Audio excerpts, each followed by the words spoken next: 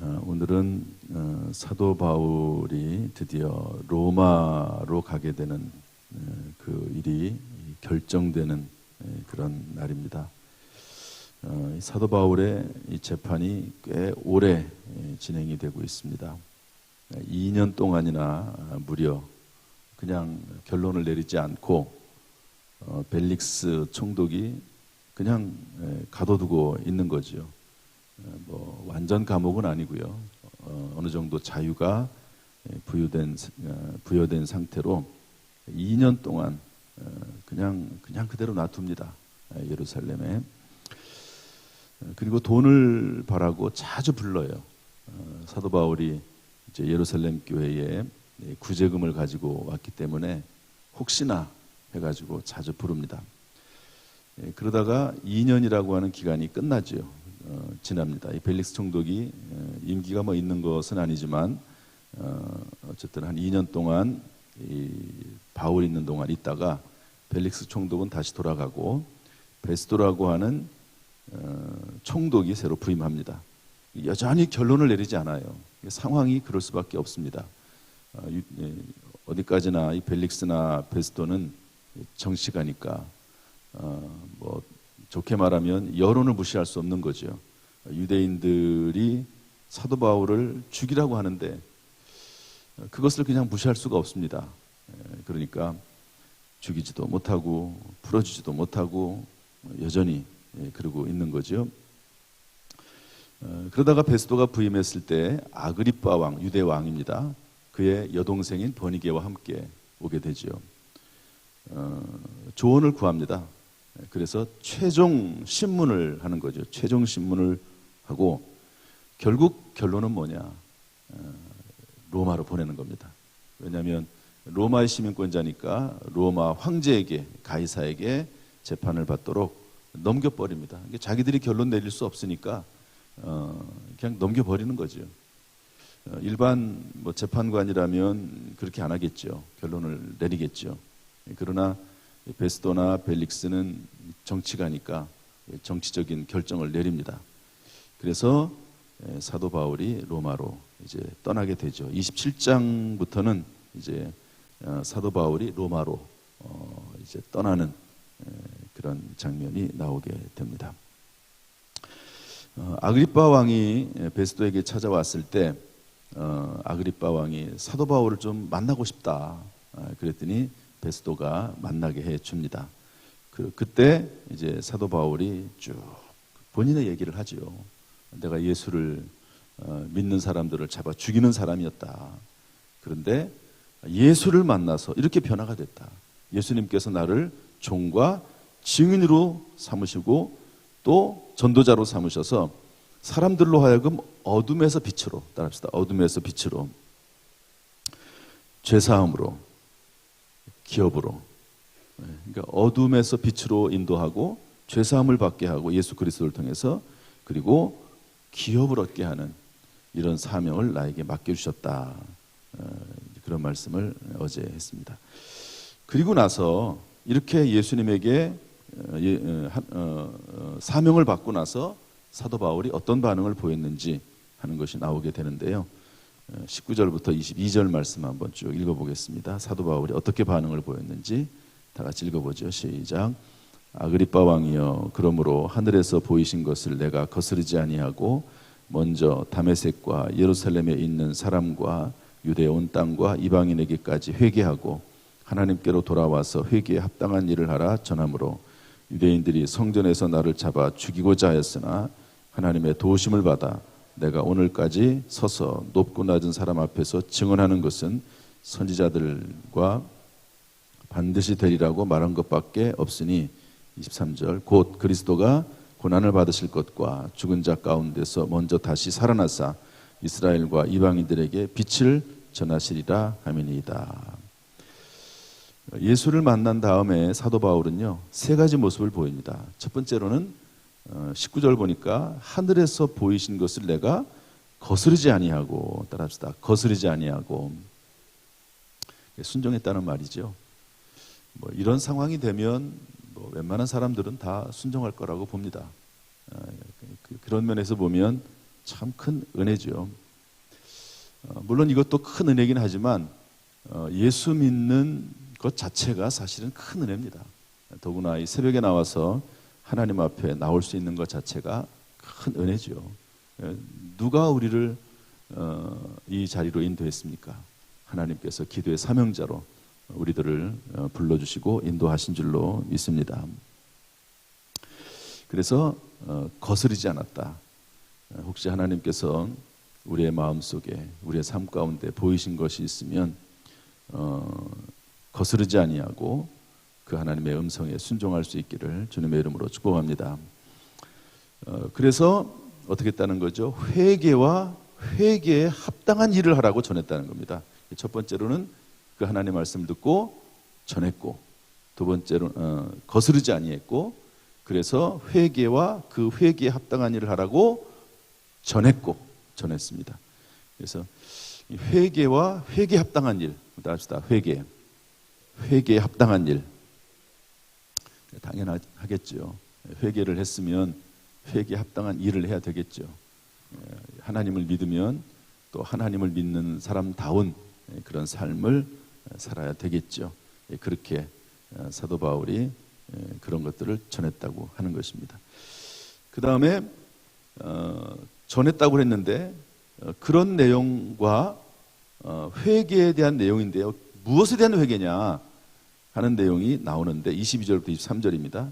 23절에 보니까 뭐라고 되어 있냐면 그리스도가 고난을 받으실 것과 먼저 죽은 자 가운데서 먼저 다시 살아나사, 그러니까 십자가의 고난과 부활에 대해서 증거했다. 예수 그리스도께서 빛이 되신다 하는 것을 전했다는 것이죠. 우리가 결국 사도 바울처럼 직접 복음을 전하는 사람으로서 사용을 받든지 아니면 간접 전도자로 쓰임을 받든지 간에 결국 우리가 전하는 것은 예수 그리스도의 십자가의 고난, 그 다음에 예수 그리스도의 부활, 예수 그리스도께서 빛이 되시고 길이 되시고 진리가 되신다 하는 것을 전하는 것이죠. 여러분, 예수 그리스도는 저와 여러분을 위해서 십자가에서 죽으신 줄로 믿습니다. 주님께서는 우리를 위해서 살아나신 줄로 믿습니다. 여기 보면은 죽은 자 가운데서 먼저 다시 살아났다 이랬거든요. 그러니까 우리들도 예수님은 부활의 첫 열매가 되시는 것이고 우리들은 예수 그리스도를 따라서 우리도 부활하게 될 줄로 믿습니다. 예수 그리스도 다시 오실 때 우리의 영과 육이 모두 온전하게 되는 그날을 사모하는 그런 삶이 저와 여러분의 삶인 줄로 믿습니다. 이렇게 아그리빠 왕에게 쭉 얘기를 했습니다. 그랬더니 그 말을 듣고 나서 베스도와 아그리빠 왕이 반응을 보이는 거죠. 베스도는 어떻게 반응을 보이는가? 우리 24절 말씀 읽어보겠습니다. 베스도가 다 같이 시작. 바울이 이같이 변명하매 베스도가 크게 소리내어 이르되 바울아 내가 미쳤도다. 내 많은 학문이 너를 미치게 한다 하니. 미쳤다는 거죠. 도저히 베스도 같은 이런 신앙이 없는 또 믿음이 없는 그런 분들은 사도 바울을 볼 때 미쳤다고 생각하는 거죠. 미쳤다. 너무 공부를 많이 해서 그렇게 됐다. 그러니까 이 베스도 총독도 무슨 로마 시민권자이긴 하지만 이 사도 바울이 공부를 많이 한 사람이라는 것을 아는 겁니다. 그러니까 함부로 대하지 않습니다. 함부로 대하지 않아요. 그랬더니 바울이 하는 말이 내가 미친 것이 아니고 참된 말을 전하는 것이다. 26절에 보면은 특별히 왕께서는 이 아그리빠 왕께서는 다 하시지 않느냐. 유대 왕으로서 지금 내가 하는 말이 무슨 말인지 알고 있지 않느냐. 이 일은 예수 그리스도의 이 사건은 한쪽 구석에서 행한 것이 아니니이다. 참 이 표현이 드문 표현입니다. 한번 따라합시다. 이 일은 한쪽 구석에서 행한 것이 아니니이다. 그러니까 이 당시에 예수 그리스도의 십자가 사건과 예수 그리스도의 부활 사건은요, 누구나 다 아는 사건입니다. 누구나 다 부인할 수 없는 사건으로 이해가 된 것 같아요. 우리는 그 당시에 예수 그리스도께서 십자가를 지시고 예수님께서 부활하신 것을 목격하지 못했죠. 그러나 이 당시 사람들은요, 그 일이 너무 생생한 것 같아요. 왜냐하면 예수님께서 십자가에 달려 죽으신 것은 다 봤습니다. 전부 다 봤어요. 부활하신 것은 다 보지는 못했어요. 그러나 예수 십자가에 달려 돌아가신 다음에 꽁꽁 숨어있던 제자들이 다 일어나서 목숨 걸고 예수 그리스도 복음을 전하지.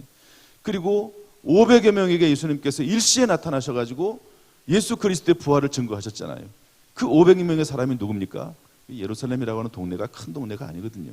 그러니까 바로 나와 같이 옆집에 살던 사람, 나와 함께 대화를 나눴던 사람, 이런 사람들이 예수 그리스도의 부활을 직접 목격했다고 얘기하고, 그리고 그 사실에 대해서 반박할 말이 없습니다. 그러니까 그 예수님의 이 부활 사건에 대해서 뭐라고 할 말이 없어요. 그래서 제자들이 이제 예수 그리스도의 부활을 증거할 때 거기에 대해서 마땅히 뭐라고 제지를 못하고 단순히 그것을 하지 못하도록 그렇게 부활에 대해서 말을 하지 못하도록 하는 것뿐이지, 부활이 뭐 거짓말이다, 부활에 대해서 뭐 잘못됐다, 거짓말이다, 이렇게 말을 하지 않았습니다. 그것을 전하지 못하게 한 것이죠. 그래서 이 일은 한쪽 구석에서 행한 것이 아니다 하는 것입니다.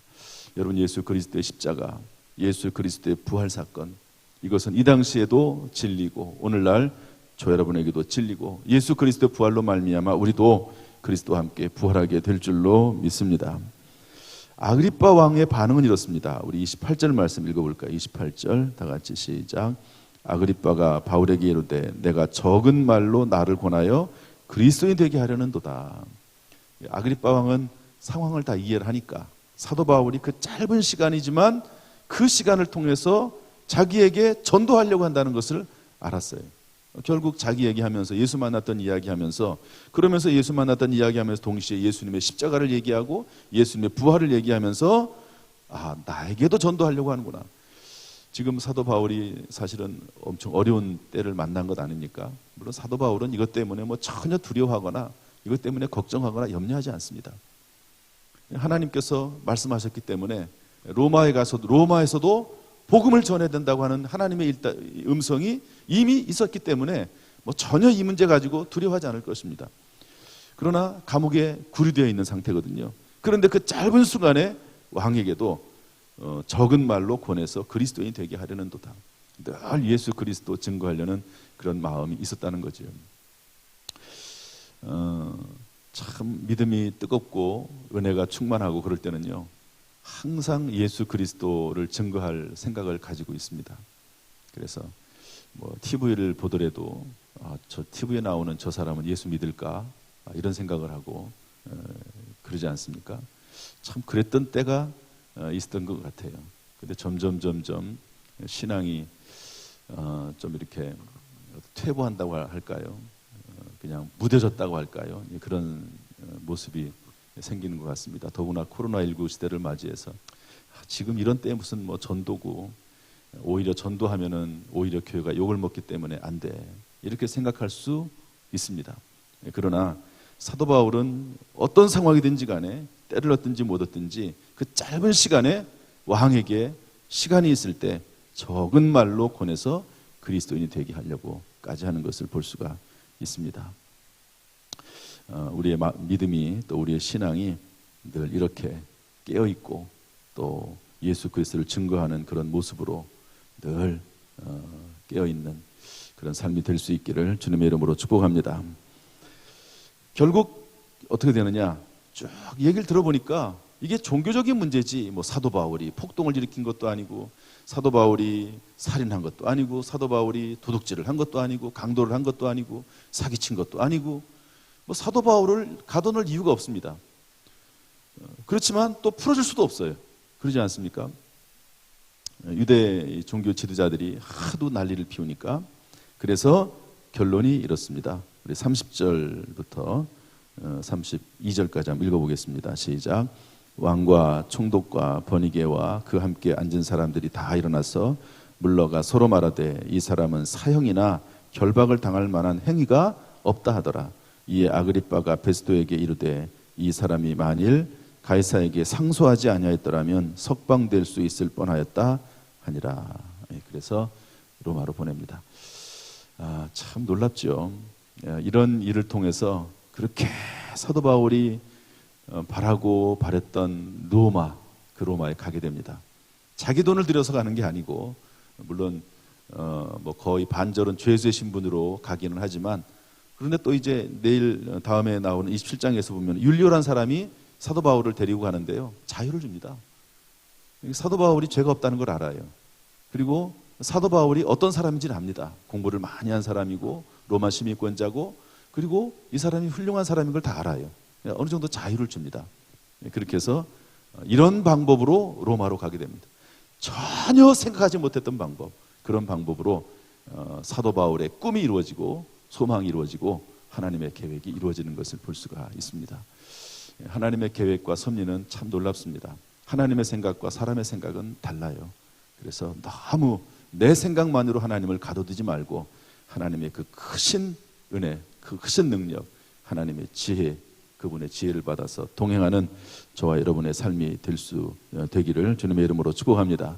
그러할 때 하나님께서 계획하시는 바, 내가 상상하지 못했던 놀라운 일들이 우리의 삶 가운데, 직장과 사업과 자녀들 가운데 임하게 될 줄로 믿습니다. 이런 은혜가 오늘도 충만하기를, 평생에 충만하기를 주님의 이름으로 축원합니다. 기도하겠습니다. 하나님 아버지, 오늘 말씀 속에 주의 음성이 있다면 귀담아 듣고 그 말씀을 순종할 수 있는 마음을 주님 우리에게 허락하여 주옵소서. 또한 의지를 허락하여 주옵소서. 행할 수 있는 능력 하나님께서 허락해 주시기를 원하고, 오늘도 주 안에서 승리한 하루가 되도록 인도하여 주옵소서. 코로나19 시대지만 우리 모든 성도들 그 마음을 평안하게 하시고, 또 그 가정과 직장과 사업을 지켜주셔서 늘 영육간에 강건하도록 하나님 인도하여 주옵소서. 모든 일이 합력하여 선이 되게 하시고 오히려 더 잘되는 역사가 있도록 인도하여 주옵소서. 예수님의 이름으로 축복하며 기도하옵나이다. 아멘. 이제는 우리 주 예수 그리스도의 은혜와 아버지 하나님의 무한하신 사랑과 성령님의 교통하심이 이 시간 주 앞에 나와서 예배드리는 모든 성도들, 또 부득이한 사정으로 실시간으로 예배드리는 모든 성도들, 또 이후에 말씀이라도 듣는 우리 모든 성도들에게 함께 하시기를, 또 여러 가지 사정으로 교회를 나오지 못하는 성도들에게까지 함께 하시기를 간절히 축원하옵나이다. 아멘.